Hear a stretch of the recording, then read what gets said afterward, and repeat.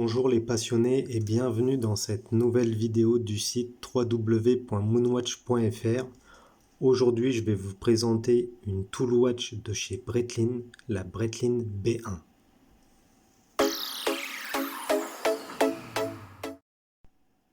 C'est en 1998 que Breitling officialise la sortie de sa tool watch, la Breitling B1 professionnelle.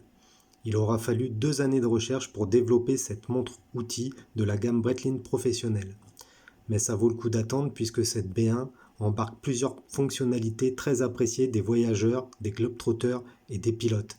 On retrouve ainsi l'alarme, un double time zone, le chronomètre, le compte à rebours, etc. Chez Breitling, contrairement à d'autres grands noms de l'horlogerie suisse, la gamme professionnelle est principalement composée de montres à mouvement quartz ou super quartz. Cette B1 a été produite de 1998 à 2006 sous trois versions différentes. La A68062, la A68362 et la A78362. Tous ces modèles possèdent un boîtier en acier et quelques rares modèles ont été produits avec un boîtier en or. Leurs références d'ailleurs commencent souvent par J ou K. On retrouve également d'autres différences, par exemple les mouvements super quartz ne sont apparus que plus tard, c'est-à-dire que les premiers modèles de cette Breitling B1 embarquaient le mouvement B68 à quartz, les modèles jusqu'en 2003 à peu près, alors que les modèles à partir de 2003 embarquent le B78 qui est un calibre super quartz de chez Breitling. Cette Breitling B1 succède à la Breitling Chronospace et elle sera remplacée en 2007 par la Breitling Airwolf. C'est une descendante des chronographes quartz Breitling des années 70 tels que la Navitimer LED 9106, la Jupiter et la Pluton. C'était pour la fin des années 90 un vrai petit bijou de technologie.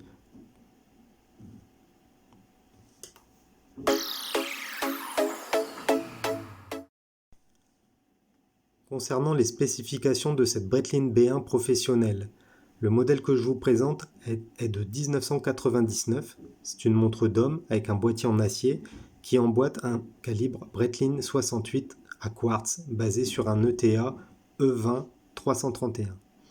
L'étanchéité est donnée à 50 mètres. La lunette est bidirectionnelle. La couronne est de type push-down, c'est-à-dire qu'elle n'est pas vissée et que l'on peut appuyer dessus. Il y a également 2 boutons poussoirs. Pour protéger le tout, on trouve un cristal en saphir. Les dimensions de la montre sont tout à fait honorables, avec un diamètre de 43 mm pour 16 mm d'épaisseur. La montre affiche un poids ne dépassant pas les 95 grammes. Enfin, elle est montée sur un cuir Breitling, dont l'entrecorne mesure 22 mm. Concernant les complications, on retrouve entre autres le calendrier perpétuel, la double time zone, le chronographe, l'alarme et la date.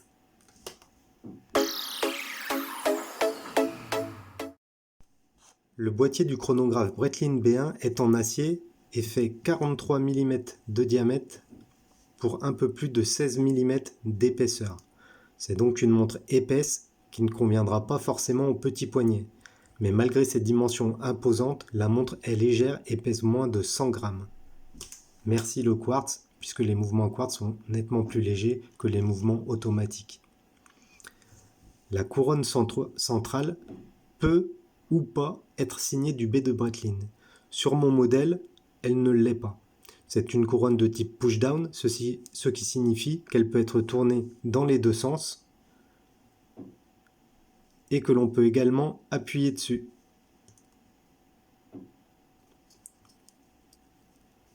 Le bouton poussoir central permet notamment l'illumination de la montre.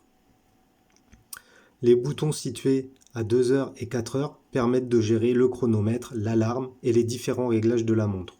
Je ne détaillerai pas tout le paramétrage ici, car Breitling a sorti un manuel de plusieurs pages. C'est assez complexe puisque c'est une montre tool watch, mais une fois qu'on l'a lu, on comprend assez bien le fonctionnement général de la montre. La lunette de cette Breitling B1 est bidirectionnelle. Elle est très agréable à utiliser et sans clic. Breitling d'ailleurs a développé un système de roulement à billes pour assurer sa fluidité. Ici, on retrouve l'emplacement où sont logées les billes. Des traits noirs viennent marquer chaque minute sur la lunette et on retrouve une inscription toutes les 5 minutes. Une petite perle phosphorescente a également été placée. Le réo tourne également lorsqu'on tourne la lunette. Vous voyez, le réo tourne également.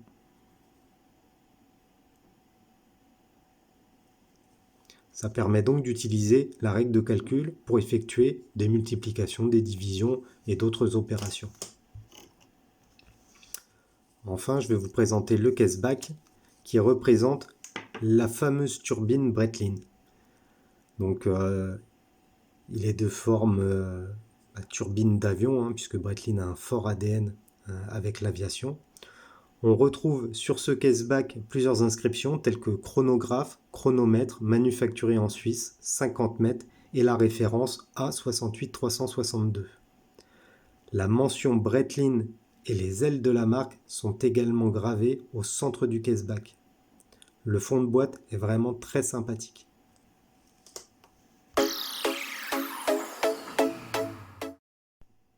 Cette Breitling B1 professionnelle a été produite avec plusieurs couleurs de cadrans. On a notamment des cadrans bleus et des cadrans noirs. Le modèle que je vous présente est le cadran bleu ciel. Ce cadran est tout simplement magnifique. Sur le cadran, on va retrouver deux affichages digitaux, un en haut, un en bas, qui s'intègrent assez bien d'ailleurs à l'esthétique de la montre. Ces afficheurs sont top pour les fonctionnalités avancées, par exemple telles que le chronographe ou l'alarme. Ils sont rétroéclairés et très lisibles de jour comme de nuit. Le rétroéclairage est très discret, c'est un petit peu un rétroéclairage à la Night Mission qu'on connaît chez Breitling. On retrouve également les chiffres 3, 6, 9 et 12 inscrits en gros et recouverts de produits phosphorescents. Ce produit d'ailleurs est hyper puissant. Alors je ne sais pas si c'est du superluminova ou un dérivé, en tout cas il est très très puissant et éclaire super bien la nuit. Au centre, on peut également lire Breitling B1 et on retrouve le logo ailé avec le B de Breitling. Ce logo est inscrit en doré. Enfin, on retrouve sur tout le pourtour une slide rule qui permet d'effectuer diverses conversions et opérations. Associé à la règle de calcul, on est vraiment sur la notion de tool watch. Les aiguilles des heures et des minutes sont en forme d'épée et la trotteuse a son bout peint en rouge et on retrouve le logo Breitling à son extrémité. Alors c'est un détail très discret, l'extrémité en rouge, mais ça fait la différence et ça permet vraiment une très bonne lecture des secondes. D'ailleurs, le rouge rappelle également certaines inscriptions de la règle de calcul, par exemple le 60 ou le kilomètre. Alors les deux principaux avantages du cadran de cette Breitling B1, c'est tout d'abord le côté esthétique qui est très réussi. L'organisation, ça peut paraître chargé, mais ça ne l'est pas du tout. La montre est hyper lisible. Franchement, c'est très agréable à regarder. On lit très bien l'heure et les différentes fonctionnalités de la montre. Ensuite, le deuxième avantage, c'est la lisibilité nocturne qui est exceptionnelle. Les deux afficheurs digitaux rétroéclairés, évidemment aucun souci pour lire l'heure dans l'obscurité, mais même les aiguilles et les chiffres ainsi que les index sont recouverts d'un produit luminescent hyper puissant. Donc ils assurent également une très bonne lecture en milieu obscur. Enfin, alors ça se voit pas trop sur la vidéo, mais les reflets de ce cadran bleu sont majestueux. C'est pas un cadran Sunburst, mais le cadran est magnifique. Il prend tous les rayons du soleil et il reflète comme c'est pas permis.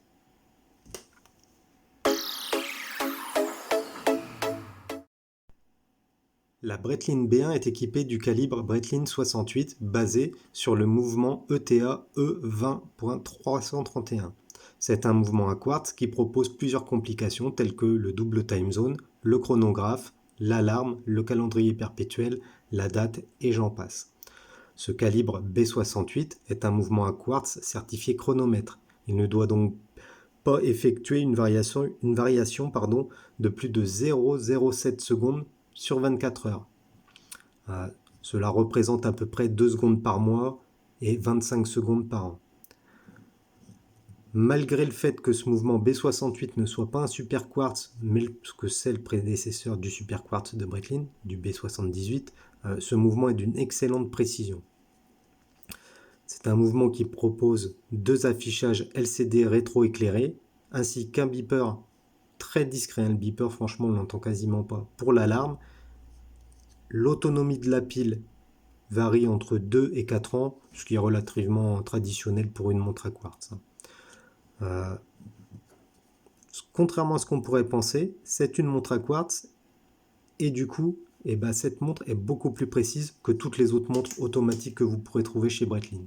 Même les montres qui sont certifiées COSC chez Breitling, les montres automatiques type les Avenger, qui sont certifiées COSC, ces montres-là ne seront pas aussi précises que cette Breitling B1. On remercie le quartz.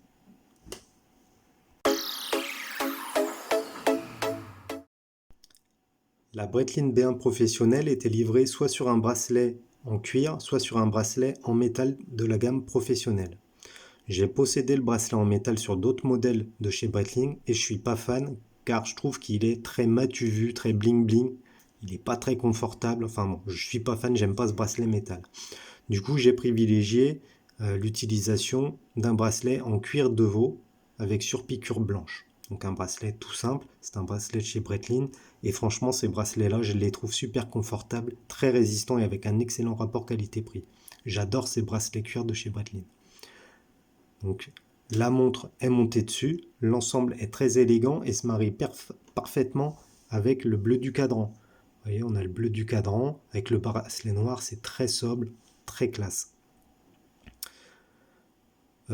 Un cuir de requin, en cuir de requin bleu, un peu comme j'ai sur ma Airwolf, convient également parfaitement avec ce cadran. Après, il faut aimer le bleu, évidemment. En tout cas, cette montre d'aviateur tombe parfaitement sur mon poignet qui doit faire 18 cm. Donc, vous voyez, la montre se pose bien, malgré une épaisseur de plus de 16 mm. La montre Breitling B1 reste un chronographe qui est très agréable à porter. Sa taille, sa forme s'adapte parfaitement au poignet. Cette montre vintage fait moins de 100 grammes. C'est une montre de la fin des années 90. Elle est très légère et du coup, elle est très discrète et on ne la sent quasiment pas au poignet. Puisque c'est un mouvement à quartz, pas de masse oscillante, donc aucun bruit ou parasite qui pourrait provenir du mouvement. Elle est vraiment très très très sympathique à porter.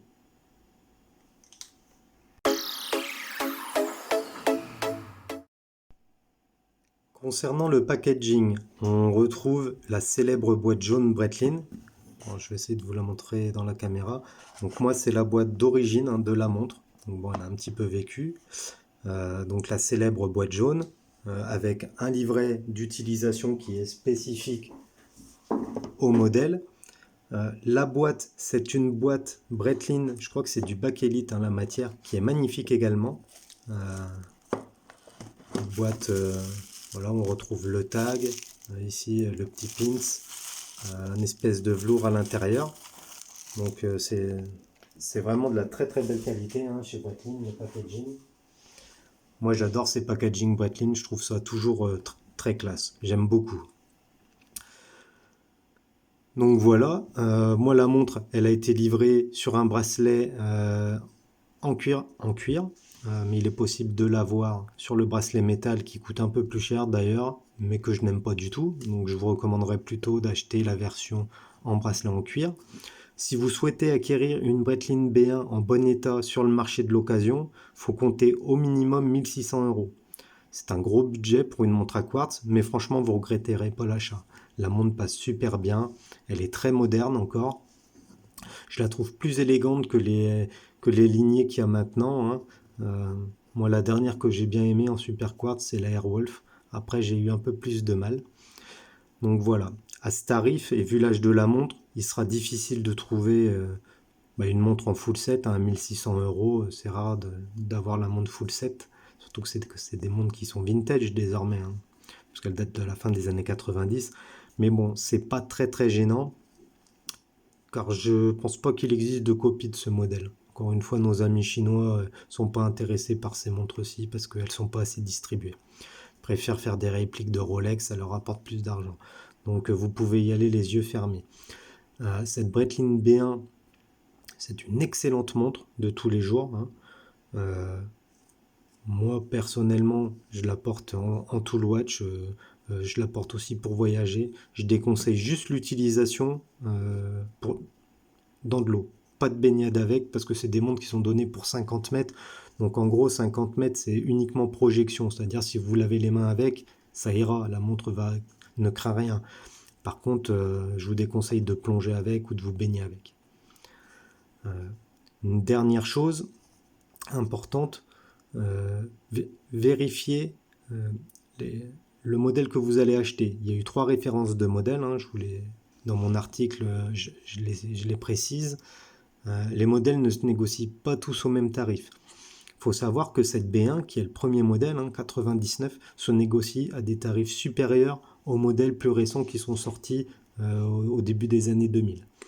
Ce modèle, qui équipe un mouvement quartz, coûte également plus cher que les modèles avec le super quartz. Alors je sais pas pourquoi, c'est la demande qui fait la cote, donc bon, voilà ce qu'il faut savoir là-dessus.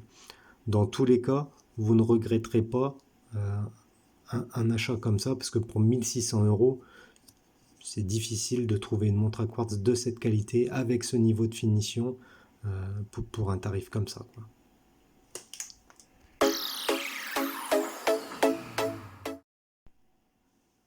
Bon, alors on va pas se mentir, les montres à quartz, elles ont pas trop la cote depuis quelques années, hein.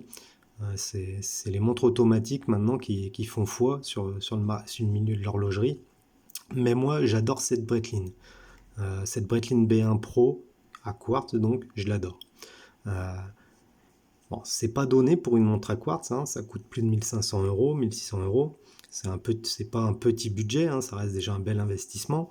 Mais c'est pas un simple quartz. C'est un morceau de l'histoire de l'aviation et c'est un morceau de l'histoire de Breitling que vous achetez avec cette montre.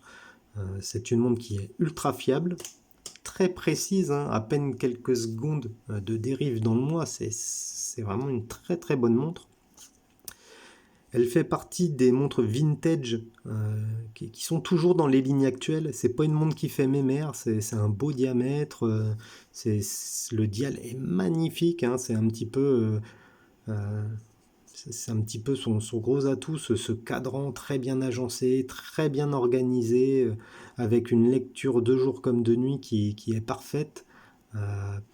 Franchement, il n'y a pas besoin d'être pilote d'avion pour s'offrir cette montre d'aviateur, justement. Et c'est ça qui est sympa, parce que 1600 €, bon, bah, c'est des économies, c'est sûr, mais ça reste pas un budget pharaonique comme une Breguet type 20 ou genre de montre, où là, par contre, il faut s'arracher un bras pour pouvoir se l'offrir.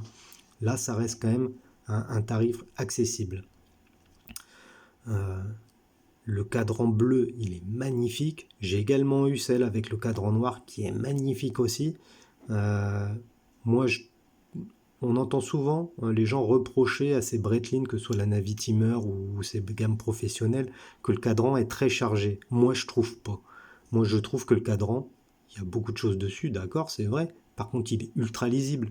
Là, tout de suite, on arrive à lire le jour, la date, l'heure. Non, franchement, c'est vraiment une montre terrible.